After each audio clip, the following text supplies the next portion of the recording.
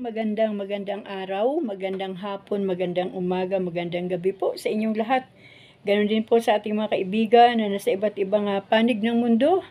Isa pong mainit na panahon sa mga taga-Pilipinas at kung ano man po ang kalagayan ng ating mga kababayan dyan sa ibang bansa, baka po diyan sa inyo ay malamig. Ayan, ingat po tayo lagi, malamig o mainit.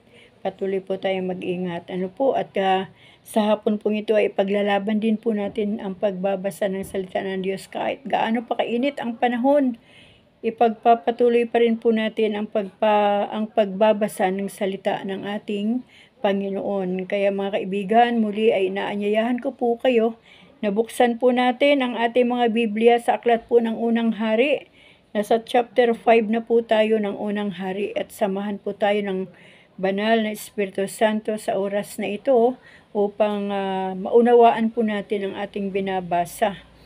Kaya mga kaibigan, mga kapatid, mga kababayan ko, simulan ko na po ang Unang Hari, chapter 5. Ang title po nito, ipinasya ni Solomon na itayo ang templo ni Yahweh. Matagal nang magkaibigan si Hiram na hari ng Tiro at si Haring David. Kaya nang mabalitaan niyang si Solomon ay pinahiran ng langis bilang hari at siyang kahalili ng kanyang amang si David, nagpadala agad siya ng mga sugo kay Solomon. Nagsugo rin sa kanya si Solomon at ganito ang ipinasabi, "Talastas ng inyong kamahalan na ang ama kong si David ay di na nakapagtayo ng templo para kay Yahweh. Panay ang digmaang hinarap niya sa lahat ng panig hanggang sa malupig niya ang lahat niyang mga kaaway sa tulong ng Diyos. Ngunit minarapat ngayon ni Yahweh na maging mapayapa ang buong kaharian. Wala na akong kaaway at wala nang panganib na dapat katakutan. Kaya binalak kong ipagtayo ng isang templo si Yahweh, ang aming Diyos, gayon ang pangako niya sa aking ama. Ang anak mo na paluluklukin ko sa iyong trono bilang kahalili mo ang siyang magtatayo ng aking templo. Kaya hinihiling ko sa inyong kamahalan na bigyan ako ng mga tauhang mamumutol ng mga sidro sa Libano. Babayaran ko sila sa halagang itakda ninyo. Tutulong na lang sa kanila ang mga tauhan ko sapagkat hindi sila sanay magbuwal ng kahoy tulad ng mga taga-Sidon." Lubos na ikinatuwa ni Hiram ang gayong kahilingan, kaya't sinabi niya, "Purihin si Yahweh sapagkat binigyan niya si David ng isang anak na marunong mamahala sa kanyang bayang dakila." Sinagot ni Hiram si Solomon, Tinanggap ko ang iyong pasabi, nakalaan akong bigyan kayo ng lahat ng kahoy na sido at pino na inyong kailangan. Ilulusong ng aking mga tauhan ang mga troso buhat sa Libano hanggang sa dagat. Buhat naman doon ay babalsahin hanggang sa daungan na inyong mapili. Pagdating doon, saka paghihiwa-hiwalayin upang inyong ipahakot bilang kapalit. Bibigyan naman ninyo ako ng mga pagkain para sa aking mga tauhan. Kaya't pinadalhan ni Hiram si Solomon ang lahat ng kahoy na sidro at pino na kailangan nito. Pinadalhan naman ni Solomon si Hiram ng 100,000 panigang trigo at 100,000 galong langis ng olibo para sa kanyang mga tauhan. Si Solomon nga'y pinagkalooban ni Yahweh ng karunungan ayon sa kanyang pangako. Maganda ang pagtitinginan ni Solomon at Hiram at ito'y pinagtibay nila sa isang kasunduan. Iniutos ni Solomon sa buong Israel ang sapilitang paglilingkod bayan ng 30,000 katao. Ipinadala niya sa Libano ang mga tao, 10,000 bawat pangkat. 1 buwan sila sa Libano at 2 buwan sa kanilang tahanan. Si Adoniram ang tagapamahala ng sapilitang paggawang ito. Ang kanyang tagahakot ay 70,000 katao at ang naglalabra naman ng bato sa bundok ay 80,000.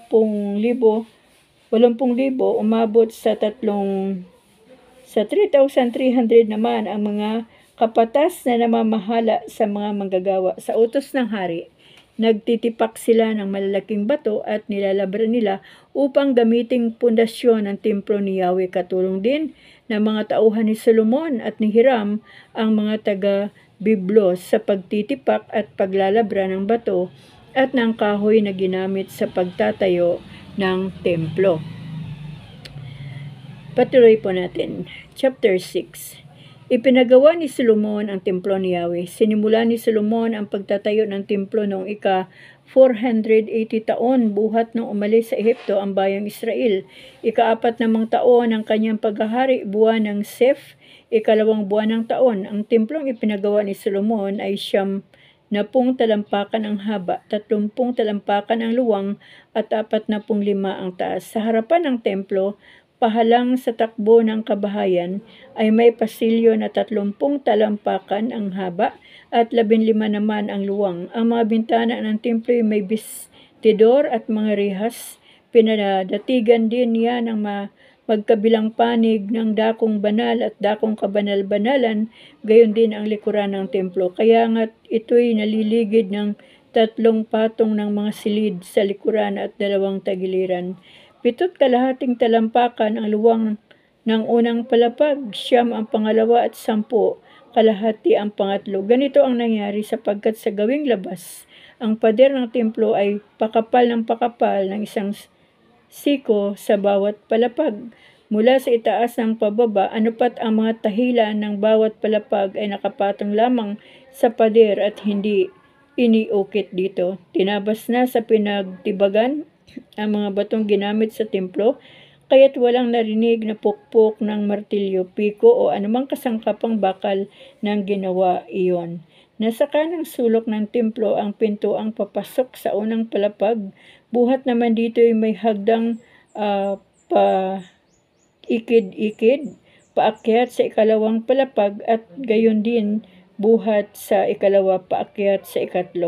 Nang maitayo ang mga pader ng templo, binubungan ito ng mga biga at makakapal na tablang sedro.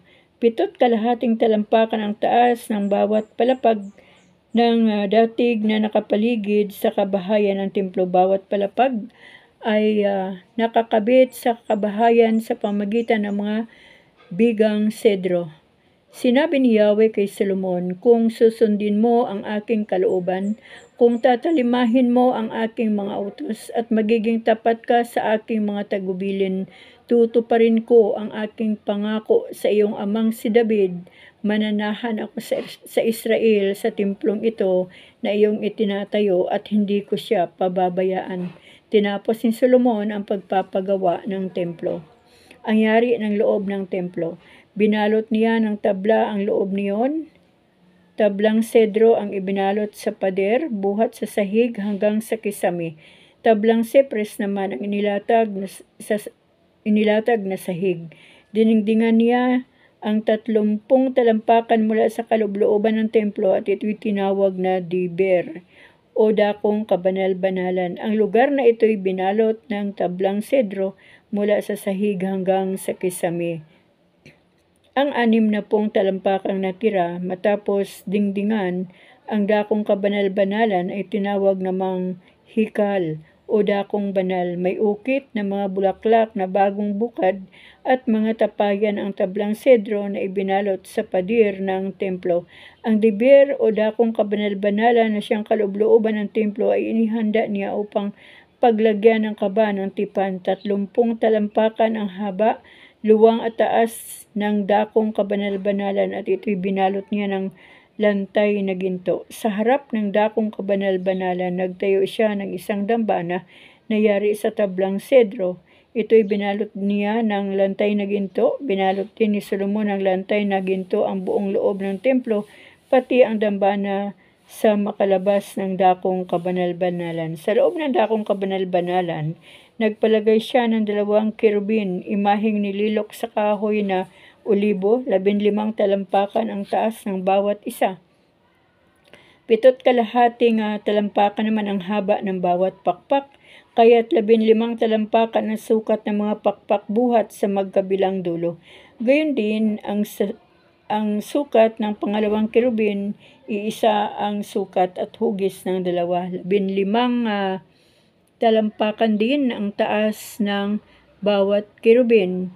Inilagay niya ang mga kerubin sa gitna ng diber o sa dakong kabanal-banalan. Nakabuka ang kanilang mga pakpak, anupat sa gawing labas ay aabot sa dingding na silid ang tig-isa nilang pakpak. Sa gawing loob naman, ang mga dulo ng tig-isa nilang pakpak ay panagpo sa gitna ng gilid. Balot din ng gintong lantay ang dalawang kerubin.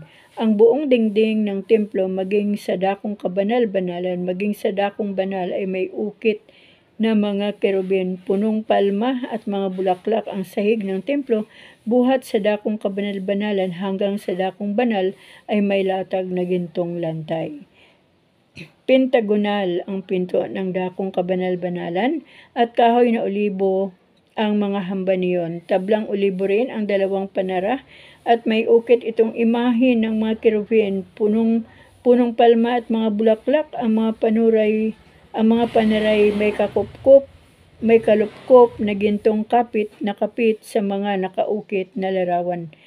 Parihaba naman ang pintuan ng dakong banal, kahoy na olibo ang mga hamba ng pintong iyon, at tablang sepres naman ang mga panara. Bawat panara ay may tigalawang panig na natitiklop. May ukit ding mga kerubin, punong palma at mga bulaklak ang mga panara, at may kalupkop na gintong lapat na lapat sa mga ukit. Ang patyong panloob sa harap ng templo ay binakuran ni Solomon ng pader na may 3 hanay na patong tinabas at isang hanay na bigang sedro. Ika-4 na taon ng paghahari ni Solomon, buwan ng Sef, ikalawang buwan ng taon nang ilagay ang mga saligang bato ng templo. Ika-11 naman ng kanyang paghahari, buwan ng Bal, ika-8 buwan ng taon ng mayari, na ipatapos ni Solomon ang templo ng tamang-tama sa plano sa loob ng 7 taon. Ang tagal, mga kaibigan? 7 taon. Chapter 7. Ang palasyo ni Solomon. 13 taon ang ginugol ni Solomon sa pagpapagawa ng kanyang palasyo. Ang gusaling tinatawag sa gubat ng Libano ay may 115 talampakan ang haba, 75 talampakan ang luwang, at 45 talampakan ang taas. Ang gusaling ito ay may 3 hanay na haliging sedro na siyang kinapapatungan ng mga tahilang sedro din. Sedro din ang bubong ng mga silid na nakapatong sa 45 haligi. 3 hanay ang mga bintana at ang mga ito'y magkakatapat. Parisukat ang mga bestidor ng mga pinto at bintana at pawang magkakatapat. Nagpagawa rin siya ng isang malaking patio na ligid ng mga haligi. 75 talampakan ang haba ng patio at 45 talampakan ang luwang. Sa pagpasok nito may isang pasilyong may bubong.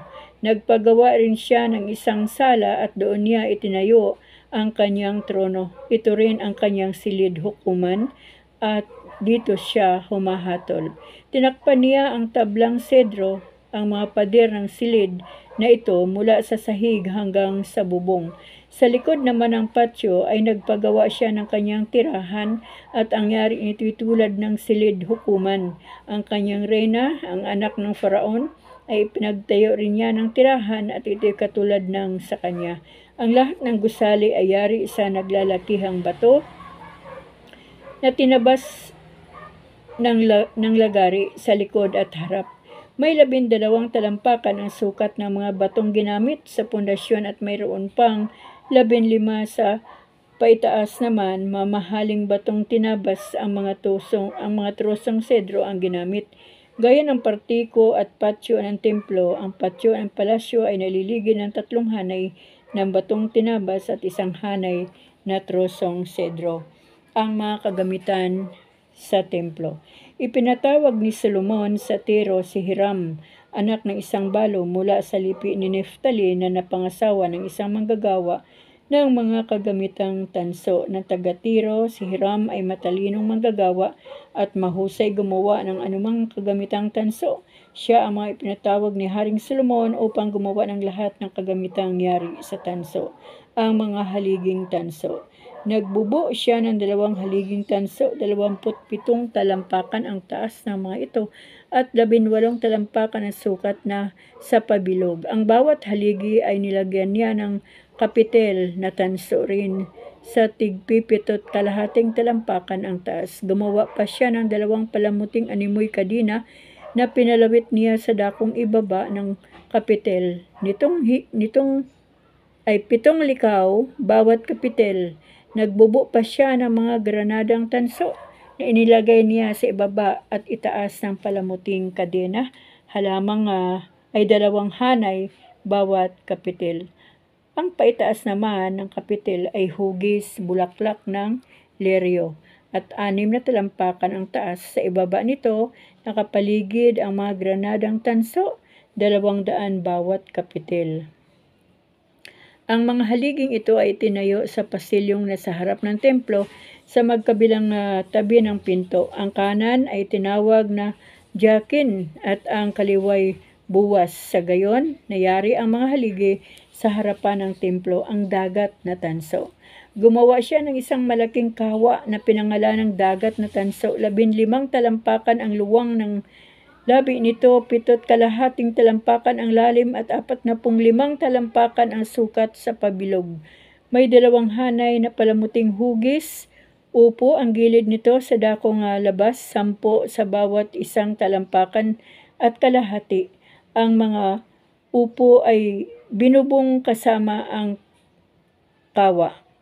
Ang dagat na tanso ay ipinatong sa gulugod ng 12 turong tanso na magkatalikuran. 3 ang nakaharap sa silangan, 3 sa kanluran, 3 sa hilaga at 3 sa timog. 3 pulgada ang kapal ng kawa at ang labi nito ay parang labi ng saro, hugis bulaklak ng leryo. Ang lula ng dagat na tanso ay 10,000 galong tubig. Wow, ang dami. Ang mga patungan ng hugasan. Gumawa pa siya ng 10 patungang tanso para sa mga hugasan. Bawat isa ay 6 na talampakan ang haba at lapad, 4.5 talampakan naman ang taas. Ganito ang yari ng mga patungang nakahinang sa bastidor. Ang mga uhas na tanso na nakatakip sa sipat ng tagiliran, ang bawat uhas ay may mga ukit na larawan ng mga leon, baka, kerubin at punong kahoy. Ang gilid namang itaas at ibaba ay may ribeting bulaklak na nakaukit din. Ang bawat patungan ay may 4 na gulong na tanso at mga ihing tanso. Mula sa 4 na sulok ng patungan ay may 4 na tukod na tanso na siyang may hawak sa salalayan ng hugasan. Ang salalayang ito ay parang korona na nakaangat ng 1.5 talampakan sa ibabaw ng patungan. Ang butas ng korona ay bilog at may 25 pulgada ang lalim, ngunit parisukat ang ibabaw ng patungan at ito'y mga dibuhong nakaukit. Ang mga ehe ng gulong at mga bastidor ay iisang pyesa. Ang mga gulong naman ay nasa ilalim ng mga dingding. 25 pulgada ang taas ng mga gulong at ang mga ito'y parang mga gulong ng karwahe. Ang mga ehe, masa, rayos at yantas ay yaring lahat sa tansong binubo. Ang mga tukod naman sa 4 na sulok at ang bastidor ay iisang pyesa. Ang ibabaw ng patungan ay may leeg na pabilog. 9 na pulgada ang taas. Dito nakasalalay ang labi ng hugasan. Ang leeg, ang kanyang patigas at ang ibabaw ng patungan ay iisang pyesa lamang at ito'y may mga dibuhong kerubin, leon, baka at mga punong palma. Ganyan ang kayarian ng 10 patungang tanso. Iisa ang pagkakabubo, iisang sukat at iisang hugis. Gumawa rin siya ng 10 hugasang tanso. Tig-isa ang bawat patungan. 6 na talampakan ang luwang ng labi at naglalaman ang bawat isa ng 200 galong tubig. Inilagay niya ang 5 sa gawing kaliwa at ang 5 sa gawing kanan ng templo. Samantala, ang dagat na tanso ay nasa gawing kanan ng 30 ng templo sa sulok na timog silangan. Gumawa rin si Hiram ng mga kalderong sisidla ng abo, mga pala at mga mangkok na yari nga niyang lahat ang mga ipinagawa sa kanya ni Haring Solomon. Ang 2 haliging tanso, ang mga kapitel nito at mga kadinang nakapalamuti sa kapitel, ang 400 granada na nakapaligid ng 2 hanay sa puno ng kapitel, ang 10 hugasan at ang kanilang mga patungan, ang dagat na tanso at ang 12 turo na kinapapatungan niyon, ang mga kaldero pala at mangkok. Ang mga kaldero, pala at mangkok. Hindi po pala yun.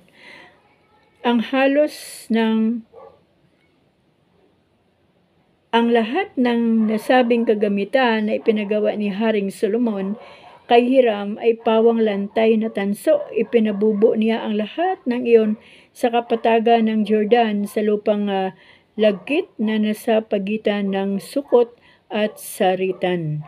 Sa dami ng mga kagamitang ipinagawa niya ay hindi na matimbang ang tansong kinailangan. Si Solomon din ang nagpagawa ng mga kagamitang ginto na nasa tahanan ni Yahweh, ang dambanang sunugan ng kamanyang, ang lamisang patungan ng tinapay na handog, ang mga patungan ng ilawan sa harap ng dakong kabanal-banalan, 5 sa kanan at 5 sa kaliwa, ang mga palamuting bulaklak, ang mga ilawan at pang-ipit ng metsa, ang mga sarong lalagyan ng langis, ang mga pamatol ng mitsa, ang mga mangkok, ang mga sisidla ng kamanyang at lalagyan ng apoy, at ang mga paikutan ng mga pinto ng dakong kabanal-banalan at gayon din ng mga pinto ng dakong banal. Nayari ngang lahat ang mga ipinagawa ni Solomon para sa tahanan ni Yahweh. Tinipon din niya ang lahat ng ginto, pilak at kagamitang inihandog ng kanyang amang si David at itinago sa lalagyan ng kayamanan ng templo. Chapter 8. Dinala sa templo ang kaban ng tipan. Ang matatanda ng Israel at ang mga puno ng mga angkan ay ipinatawag ni Solomon sa Jerusalem upang kunin ang kaban ng tipan sa Sion, ang kuta ni David. Kaya nagpunta kay Solomon ang mga pinuno sa Israel noong kapistahan ng buwan ng Itanim. 7 buwan ng taon, nang naroon na ang lahat, binuhat ng mga saserdote ang kaban ng tipan. Tinulungan sila ng mga Levita sa pagdala ng tulda at mga kagamitang naroroon.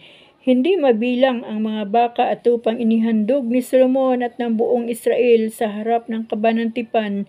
Pagkatapos ipinasok ng mga saserdote ang kaban ng tipan sa dakong kabanal-banalan at inilagay sa ilalim ng mga pakpak ng mga kerubin. Nakabuka ang pakpak ng mga kerubin kaya't nalulukuban ng mga iyon ang kaban ng tipan at ang mga pasanan nito. Lampasan sa kaban ang mga dulo ng pasanan, kaya't kitang-kita sa dakong banal sa harap ng dakong kabanal-banalan. Ang lawak po ng chapter 8, mga kaibigan.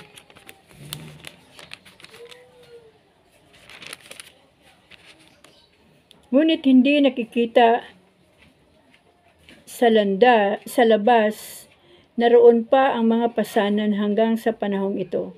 Walang ibang laman ang kaban kundi ang mga tablang bato na kinasusulatan ng tipan ni Yahweh sa bayang Israel.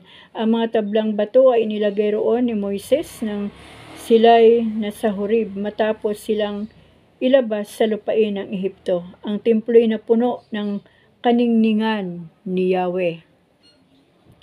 Pagkalabas ng mga saserdote, ang templo'y napuno ng ulan, pat hindi sila makapagpatuloy ng gawain sa loob. Ang templo'y napuno ng kagilagilalas na kaningningan ni Yahweh.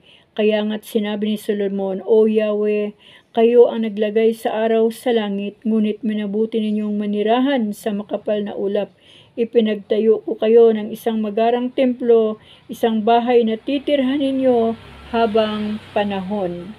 Nagpuri si Solomon kay Yahweh. Pagkatapos, humarap si Solomon sa buong bayan at sila'y binasbasan. Wika niya, purihin si Yahweh, ang Diyos ng Israel. Tinupad niya ang kanyang pangako kay David na aking ama. Sinabi niya noon, mula pa nang hanguin ko sa Ehipto ang aking bayang Israel, hanggang ngayon hindi ako pumili ng alinmang lungsod sa 12 lipi upang ipagtayo ako ng templo na pamamalagian ng aking pangalan. Ngunit hinirang ko si David upang mamuno sa aking bayan. Binalak ng aking ama na ipagtayo ng templo si Yahweh, ang Diyos ng Israel. Ngunit sinabi sa kanya ni Yahweh, maganda ang balak mong magtayo ng templo para sa akin, subalit hindi ikaw ang magtatayo niyon ang iyong magiging anak ang siyang magtatayo ng templo sa ikararangal ng aking pangalan. Natupad ngayon ang pangako ni Yahweh. Humalili ako sa aking amang si David at naluklok sa trono ng Israel gaya ng ipinangako niya na itayo ko ang templo sa ikararangal ni Yahweh, ang Diyos ng Israel. Naglaan ako roon ng lugar para sa kaban na kinalalagyan ng tipan na ibinigay ni Yahweh sa ating mga ninuno nang sila'y mahango sa Ehipto. Sa chapter 8 pa rin po tayo mga kaibigan. Panalangin ni Solomon para sa sarili. Pagkatapos nito, haharap pa rin ang buong bayan. Tumindig si Solomon sa harap ng dambana, itinaas niya ang mga kamay at nanalangin ng ganito, Yahweh, Diyos ng Israel, sa langit at sa lupa'y walang ibang Diyos na tulad ninyo. Tapat kayo sa inyong mga pangako, sa inyong mga alipin, walang maliw ang pag-ibig na ipinadama ninyo sa kanila habang sila'y nanatiling tapat sa inyo. Tinupad ninyo ang inyong pangako sa aking amang si David. Ang ipinangako ninyo noon ay tinupad ninyo ngayon. Kaya nga Yahweh, ipagpatuloy ninyong tuparin ang inyong pangako kay David na habang panahon ay sa mga anak niya magmumula ang maghahari sa Israel. Kung sila'y manatiling tapat sa inyo gaya ng ginawa niya, pagtibayin ninyo, Diyos ng Israel, ang mga pangakong binitiwan ninyo sa aking amang si David na inyong alipin. Maaari bang manirahan sa lupa ang Diyos? Kung ang langit, ang kataas-taasang langit, ay di sapat na maging tahanan ninyo, ito pa kayang hamak na tahanang aking itinayo? Gayunman dinggin ninyo ang dalangin at pagsamo ng inyong alipin, O Yahweh, aming Diyos. Dinggin ninyo sa araw na ito ang panawagan ng inyong alipin. Huwag ninyong iwaglit sa inyong paningin araw-gabi ang templong ito. Yamang kayo ang may sabi na ang pangalan ninyo'y mamalagi rito. Sa gayon, maririnig ninyo ang bawat dalangin ng inyong alipin tuwing mananalangin sa pook na ito. Idinalangin ni Solomon ang bayan. Dinggin ninyo ang inyong alipin at ang inyong bayan tuwing kami mananalangin sa lugar na ito. Dinggin ninyo kami buhat sa inyong luklukan sa langit at patawarin ninyo kami. Kapag nagkasala sa kanyang kapwa ang isang tao at siya'y pinapanumpa sa harap ng inyong altar sa templong ito, pakinggan ninyo sila buhat sa langit at kayo ang humatol sa kanila. Parusahan ninyo ang nagkasala at pagpalain ninyo ang walang kasalanan.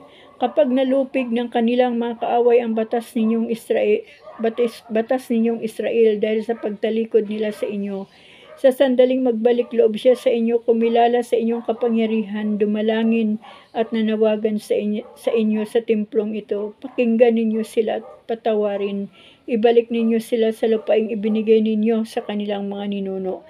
Kapag ang langit ay nagkait ng ulan sapagkat nagkasala sa inyo ang bayang Israel, kung sila'y mananalangin sa templong ito at magpuri sa inyong pagpangalan, kapag sila'y nagsisi sa kanilang kasalanan, sa pagkakakilalang iyon ang dahilan ng inyong pagpaparusa, dinggin ninyo sila, Yahweh.